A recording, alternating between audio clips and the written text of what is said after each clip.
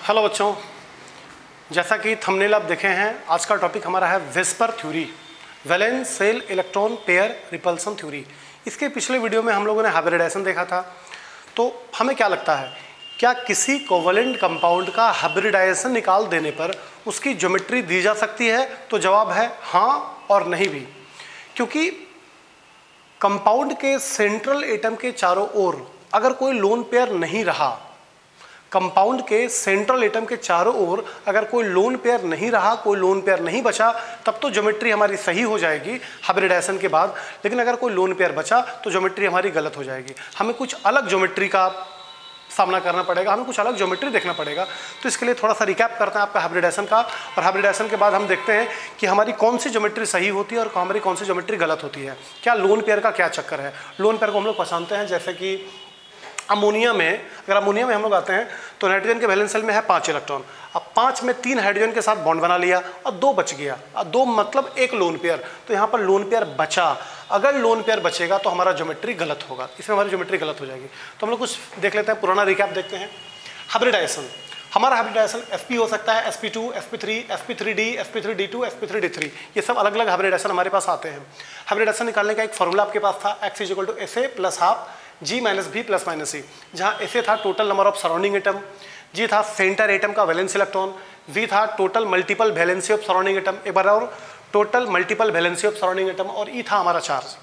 अगर किसी भी कोवेलेंट कंपाउंड में, चाहे वो अमोनिया हो, चाहे हमारा मीथेन हो, चाहे CCl4 हो, हर एक कंपाउंड में SA भी है, G भी है, V भी है और E भी है। अगर हम उसको निकाल के अगर अपने जगह पे रख के सॉल्व कर दें तो x का एक वैल्यू आएगा। ये आएगा 2, 3, 4, 5, 6, 7, कभी भी नहीं आएगा 1, कभी भी नहीं नेगेटिव, कभी नहीं आपका 0, कभी नहीं फ्रैक्शन, कभी नहीं 7 से ज़्यादा। तो जब भी आएगा तो ये आएगा। अगर 2 आ गया तो हाइब्रिडाइजेशन है sp, शेप होगा लीनियर, ज्योमेट्री होगा linear, bond angle 180 degree. But अगर 3 आ गया तो sp2 ट्रायंगुलर प्लेनर 120 डिग्री। अगर 4 आ गया तो sp3 टेट्राहाइड्रल 109 डिग्री 28 मिनट। अगर 5 आ गया तो sp3d ट्राइगोनल बायपिरामिडल 120 डिग्री भी होता है, 90 डिग्री भी होता है। अगर 6 आ गया तो sp3d2 ऑक्टाहाइड्रल होगा 90 डिग्री, और अगर 7 आ गया sp3d3 पेंटागोनल बायपिरामिडल होगा। तो आज का मुद्दा है, क्या ये ज्योमेट्री सही है? मुद्दा यही है, क्या ये ज्योमेट्री सही है? तो जवाब है जी हाँ, ये ज्योमेट्री सही है। बट तभी तक सही है जब तक कंपाउंड के सेंट्रल एटम पे कोई लोन पेयर नहीं बचेगा तब। एक और बार, जी हाँ, ये सारी ज्योमेट्री सही है। ये आपका लीनियर, ये आपका ट्रायंगुलर प्लेनर, ये आपका टेट्राहाइड्रल, ये आपका ट्राइगोनल बायपिरामिडल, ये ऑक्टाहाइड्रल, ये पेंटागोनल बायपिरामिडल, ये सही है। लेकिन तभी तक सही है जब तक हमारे कंपाउंड के सेंट्रल एटम के अराउंड कोई लोन पेयर नहीं बचे। तो अगर बचता है तो वेस्पर थ्योरी के मुताबिक, valence shell electron pair repulsion theory, इस थ्योरी के मुताबिक उसका कहना है कि जहाँ 2 लोन पेयर रहेगा वहाँ रिपल्सन सबसे ज़्यादा होगा। 2 लोन पेयर में रिपल्सन सबसे ज़्यादा होगा। लोन पेयर बॉन्ड पेयर में, लोन पेयर बॉन्ड पेयर में रिपल्सन थोड़ा कम होगा, और बॉन्ड पेयर में रिपल्सन सबसे कम होगा। बॉन्ड पेयर में रिपल्सन सबसे कम होगा। माने कि कहीं अगर लोन पेयर है तो शेप डिस्टॉर्ट हो जाती है, शेप चेंज हो जाती है। तो ये ज्योमेट्री सारे सही हैं, लेकिन अगर कोई लोन पेयर नहीं बचे तो कुछ स्ट्रक्चर आपको दिखाते हैं जहाँ पर आपका ज्योमेट्री सही होगा। इधर हम लोग देख लेते हैं, जैसे कार्बन डाइऑक्साइड, कार्बन के वैलेंस शेल में 4 इलेक्ट्रॉन, 2 ऑक्सीजन से सेट हो रहा है, यानी कि ऑक्सीजन डबल सेटर है, वो 2-2 सेट करता है, तो चारों के चारों सेट, कोई लोन पर नहीं बचा। BCl2, बेरिलियम के वैलेंस शेल में 2, दोनों क्लोरीन से सेट, बेरिलियम के वैलेंस शेल में 2, दोनों फ्लोरीन से सेट, बोरोन के वैलेंस शेल में 3, तीनों फ्लोरीन से सेट, बोरोन के वैलेंस शेल में 3, तीनों फ्लोरीन से सेट, कार्बन में 4, चारों सेट, कार्बन के 4, चारों सेट, सिलिकॉन के 4, चारों सेट, फास्फोरस के 5, पांचों सेट, फास्फोरस के 5, पांचों सेट, सल्फर के 6, छहों सेट, आयोडीन के 7, सातों सेट। अगर 7 है, सातों के सातों सेट है सराउंडिंग एटम के साथ, तब तो रिपल्सन नहीं होगा। लोन पेयर नहीं है, लोन पेयर बॉन्ड पेयर नहीं है, तब तो शेप आपका होगा ओरिजिनल शेप, जो कि ट्रायंगुलर, टेट्राहाइड्रल या ऑक्टाहाइड्रल का नाम हम लोग ले रहे हैं। तो अगर इन तीनों का हाइब्रिडाइजेशन निकाले तो sp निकलेगा। इसका शेप लीनियर ही होगा, क्योंकि लीनियर होता है ओरिजिनल शेप, और शेप में कोई प्रॉब्लम नहीं, एंगल 180 डिग्री। इन दोनों का हाइब्रिडाइजेशन निकालें तो sp2 आएगी, और sp2 आएगा तो ट्रायंगुलर प्लेनर ही होगा, क्योंकि इसमें कोई रिपल्सन नहीं है, सारे में कोई रिपल्सन नहीं है। जो हाइब्रिडाइजेशन होगा वही आपका शेप होगा, वही आपका एंगल होगा। तो यहाँ तो तकलीफ नहीं है। एक और बार, तकलीफ कब नहीं है? अगर आपके कंपाउंड के सेंट्रल एटम के चारों ओर कोई लोन पेयर नहीं बचता है तो आप हाइब्रिडाइजेशन निकाल के शेप बता सकते हैं। बट ओरिजिनल शेप क्या होता है, चलिए मैं आपको कुछ का ओरिजिनल शेप दिखा देता हूँ। जैसे ओरिजिनल शेप कुछ दिखाता हूँ। sp का शेप होता है लीनियर, जैसा कि हम लोग देखें sp का लीनियर होता है। तो CO2 में BCl2 में देख सकते हैं, कार्बन सेंटर एटम, ऑक्सीजन इधर, bond angle 180 degree, this is linear. BCl2 में बेरिलियम सेंटर एटम, एक क्लोरीन, दिस इज लीनियर। तो sp का CO2 में, BCl2 में, BF2 में दिखेगा लीनियर, ये है लीनियर का ओरिजिनल। sp2 में ट्रेंगुलर प्लेनर, BF3 BCl3, एक प्लेन में triangle, BCl bond angle 120 degree, it is triangular planar, ये ट्रेंगुलर प्लेनर है, एक प्लेन में ट्रेंगल। जबकि टेट्राहेड्रल, ये टेट्राहेड्रल ज्योमेट्री है, CH4 में दिखेगा, CCl4 में दिखेगा, SiCl4 में दिखेगा, ये हमको SiCl4 में दिखेगा टेट्राहेड्रल। CCl का शेप, CCl के बस में, CCl के आप पेपर पे आप ये फोटो देखे होंगे, कार्बन हाइड्रोजन, अब बॉन्ड एंगल 109 डिग्री अटैचमेंट, ये 3D फोटो होती है, एक ऊपर, एक इधर और एक होगा आपके बाहर की तरफ, इस साइड, एक ही साइड, प्लेन में टेट्राहेड्रल 4 बॉन्ड के साथ होता है tetrahedral, original shape of tetrahedral. sp3d trigonal bipyramidal, PCl ये ट्रेंगल प्लेन में है, और एक प्लेन के ऊपर है, एक प्लेन के नीचे है। ट्रेंगल प्लेन में है और एक प्लेन के ऊपर, प्लेन के नीचे, नाम है ट्राइगोनल बाइपिरामिडल। ऑक्टाहाइड्रल, sp3d2 का ऑक्टाहाइड्रल, SF6। हर एक फोटो को थोड़ा सा जूम करके क्लियर करके हम लोग देख लें। SF6 फ्लोरीन, ये चारों प्लेन में है, चरखुट प्लेन में है, और एक फ्लोरीन प्लेन के ऊपर, एक फ्लोरीन प्लेन के नीचे। IF7 का थोड़ा कॉम्प्लिकेटेड शेप है, सातों तरफ मेरा फ्लोरीन है। तो original shape of pentagonal bipyramidal, original shape of octahedral, original shape of trigonal bipyramidal, original shape of tetrahedral, original shape of trigonal bipyramidal, original shape of triangular planar, original shape of linear, यह है original shape. अब देखते हैं shape गलत कब होगा, सही कब होगा। तो हम तो बता चुके हैं शेप सही कब होगा, अगर आपके कंपाउंड के सेंट्रल एटम के चारों ओर कोई लोन पेयर नहीं है तो आपका शेप ओरिजिनल होगा, ओरिजिनल शेप आप ड्रॉ कर सकते हैं। बट अगर एक भी लोन पेयर बचा तो हाइब्रिडाइजेशन तो सही है, बट उसका ज्योमेट्री सही नहीं होगा। क्यों नहीं होता है? क्योंकि लोन पेयर के मौजूद होने से लोन पेयर बॉन्ड पेयर में रिपल्सन होता है, तो शेप तो वही होता है, उसी शेप में हो जाता है डिस्टॉर्ट, शेप डिस्टर्ब हो जाती है, और उस डिस्टर्ब शेप का भी एक नाम होता है, और हमें वो डिस्टर्ब शेप डालना होगा। कुछ कंपाउंड आपको हम दिखाते हैं जिसमें शेप आपका चेंज हो जाती है, लेकिन हाँ यहाँ लोन पेयर होगा, क्योंकि भेस्पर का कहना है लोन पेयर में सबसे ज़्यादा रिपल्सन, सबसे ज़्यादा शेप डिस्टर्ब होगा।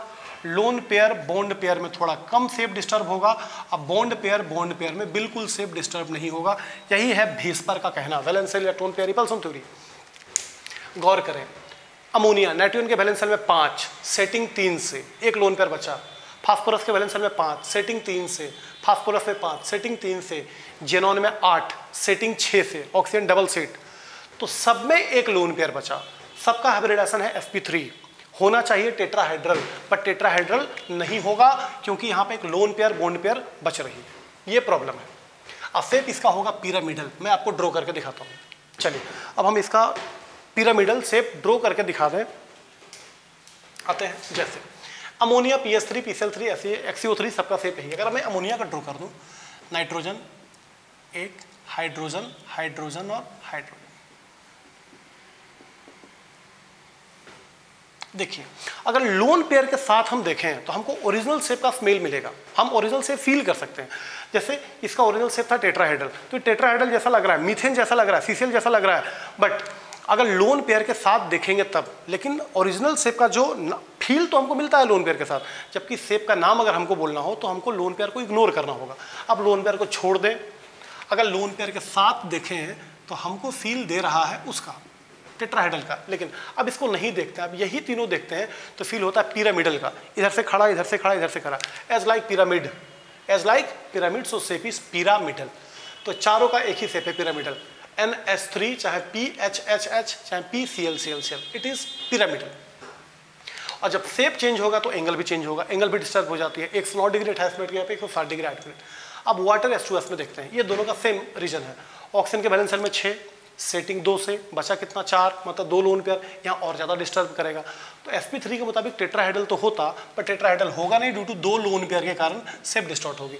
अब शेप इसका हो जाता है बैंड शेप या तो V शेप। शेप देख लेते हैं, ऑक्सीजन 2 लोन पेयर, हाइड्रोजन इधर, हाइड्रोजन इधर, बॉन्ड एंगल इसका हो जाता है 104 डिग्री 5 मिनट।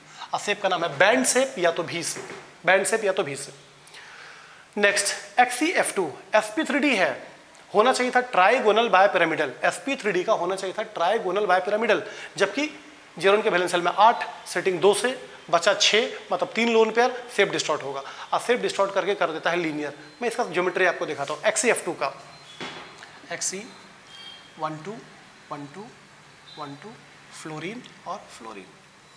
अगर लोन पेयर के साथ हम सेप देखें तो हमको ओरिजिनल सेप का स्मेल मिलेगा, जबकि सेप का डिसीजन लेता है सिर्फ बॉन्ड पेयर। तो अगर हम तीनों के साथ सेप देखें तो हमको लग रहा है ट्राइगोनल बायपिरामिडल, जबकि सेप का डिसीजन लेगा सिर्फ लोन पेयर, और सेप का नाम है आपका लीनियर।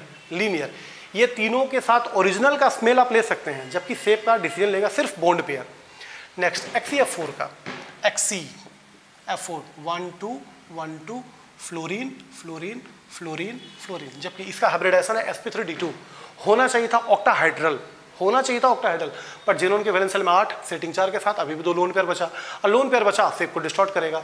लेकिन लोन पेयर के साथ हमको ओरिजिनल सेप का स्मेल मिलेगा। लोन पेयर के साथ अगर मैं देख रहा हूँ तो हमें ऑक्टाहाइड्रल का फीलिंग मिल रहा है, बट सेप की जगह पर हम दोनों लोन पेयर को अब नहीं देखेंगे। तो हमको क्या लग रहा है, स्क्वायर प्लेनर, एक प्लेन में स्क्वायर है तो स्क्वायर प्लेनर। जबकि आपको दिखाते हैं SF4 का sp3d, जबकि होना चाहिए था ट्राइगोनल बायपिरामिडल, बट ये ओरिजिनल सेप है। सल्फर के वैलेंस सेल में 6, सेटिंग 4 के साथ, मैंने एक लोन पेयर बचा, सेप डिस्टॉर्ट होगा। और सेप डिस्टॉर्ट होगा तो ट्राइगोनल बायपिरामिडल होता, लेकिन हो जाएगा सीसॉ। जरा सेप को देखते हैं SF4 का।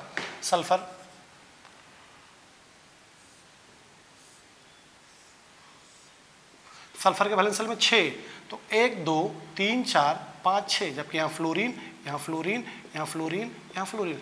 अगर हम लोन पेयर के साथ देखें तो हमको ट्राइगोनल बायपिरामिडल का फील दे रहा है, जबकि ये सेप का डिसीजन नहीं लेगा। सेप का डिसीजन ये बॉन्ड पेयर ले रहा है, लग रहा सीसॉ जैसा, जैसे एक पार्क में लड़की लोग इस टाइप से हम लोग करते हैं सीसॉ। ये सीसॉ ज्योमेट्री है।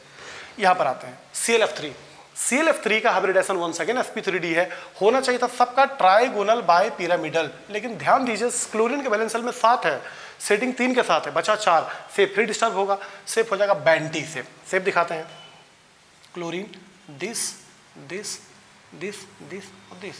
लोन पेयर के साथ अगर हम सेप देखें तो हमको ओरिजिनल सेप का स्मेल देता है, बट सेप का डिसीजन लेता है सिर्फ bond pair BF3। This is bent T shape. कुछ और दिखाते हैं BRF5। sp3d2 होना चाहिए था ऑक्टाहाइड्रल, लेकिन ऑक्टाहाइड्रल नहीं होगा, क्योंकि ब्रोमीन के वैलेंस सेल में 7, सेटिंग 5 के साथ, लोन पेयर बचा, सेप डिस्टॉर्ट हो जाएगी। अब सेप का नाम हो जाएगा स्क्वायर पिरामिडल। ये सेप को हम इधर दिखाते हैं। आइए BRF5 को देखते हैं। BR 1 2 3 4 5 6। अगर इस लोन पेयर के साथ सेप देखें तो हमको ऑक्टाहाइड्रल फीलिंग दे रहा है। sp3d2 का ऑक्टाहाइड्रल होता है, ऑक्टाहाइड्रल का फीलिंग दे रहा है, लेकिन ये लोन पेयर सेप का डिसीजन नहीं लेगा। अब इसको नहीं देखें, अगर हम लोग इसको ऊपर की जगह पे नीचे कर देते हैं, लोन पेयर नीचे कर देते हैं, फ्लोरीन ऊपर कर देते हैं। अब अगर इसके साथ हम सेप देखें तो हमको लग रहा है स्क्वायर पिरामिडल, एक स्क्वायर प्लेन में और ये खड़ा है स्क्वायर पिरामिडल, तो ये सेप हो गया हमारा स्क्वायर पिरामिडल। उसी टाइप से कंपाउंड हो रहा है XeF6 sp3d3। इसका सेप होना चाहिए था पेंटागोनल बायपिरामिडल, लेकिन इसका सेप होगा डिस्टॉर्टेड ऑक्टाहाइड्रल, क्योंकि जेनोन के वैलेंस सेल में है 6, 8 है और सेटिंग है 6 के साथ, एक लोन पर बचा, सेप का नाम है डिस्टॉर्टेड ऑक्टाहाइड्रल। तो पूरे का समरी क्या था, भेस्पर की जरूरत हमें क्यों पड़ती है? आपका कंपाउंड का ओरिजिनल सेप तब हो सकता है जब कंपाउंड के सेंट्रल एटम पे कोई लोन पेयर नहीं है। तो अगर लोन पेयर नहीं है तो हाइब्रिडाइजेशन के बाद आपका सेप सही है, ओरिजिनल सेप आप देख रहे हैं, ओरिजिनल है ये, और ओरिजिनल से ही डिस्टॉर्ट होता है, सेप चेंज होके नहीं आती है, वही सेप में कुछ रिपल्सन होके सेप का नाम चेंज करता है। तो ये ट्रेंगुलर, ये हमारा ट्रेंगुलर प्लेनर, ये टेट्राहाइड्रल, ये ट्राइगोनल बायपिरामिडल, ये ऑक्टाहाइड्रल, ये है ओरिजिनल सेप। और बाकी जो हम लोग इधर देख रहे हैं distorted octahedral, square pyramidal, bent T, seesaw, square planar, linear, bent shape, pyramidal, it is repulsion shape, distorted shape, और डिस्टॉर्ट करता है लोन पेयर। भेस्पर थ्योरी का कहना है लोन पेयर बॉन्ड पेयर में रिपल्सन होती है, बॉन्ड पेयर में रिपल्सन होती है। तो जिस कंपाउंड के सेंट्रल एटम के चारों ओर लोन पेयर होगा वहीं सेप डिस्टॉर्ट होगा, और आपको 2 4 10 कंपाउंड आपको मिलेंगे जिसमें आपको रिपेल सेप मिलेगी।